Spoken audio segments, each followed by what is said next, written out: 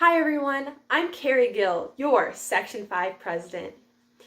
Your Section 5 officer team had a great time at the 2020-2021 chapter visits. Let's take a look back at what we accomplished and took away from each of the 5 segments. I use my strength of positivity to positively influence others by always encouraging and making everybody feel like they fit in. Dare to be optimistic. In Jordy's segment of Dare to be Optimistic, we created a sun with a piece of paper and pen. Then we had to create a sun without a writing utensil. We had to learn to be creative and make the best out of what we had. In other words, keep on the sunny side.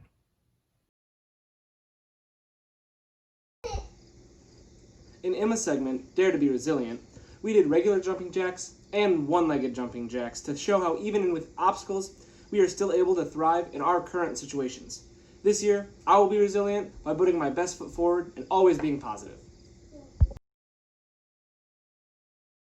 Also in Emma's segment, Dare to be Resilient, we wrote our names with our dominant and non-dominant hand. Through this, we learned if we cannot do something like we normally would, we can still achieve great results. This year, I will be resilient in order to achieve my goal of being the best section officer I can during this time. Dare to be focused.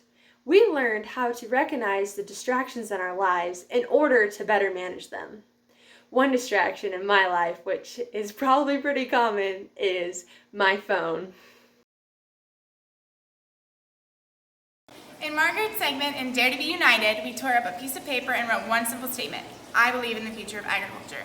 Even though no two people's statements look the same, they all hold great meaning. Also in Margaret's segment, we learned to combine our unique strengths of others and unite them under one idea. We'll be able to better reach our goals. One of my I believe in the future of agriculture statements is I believe that we can overcome and adapt anything that comes our way.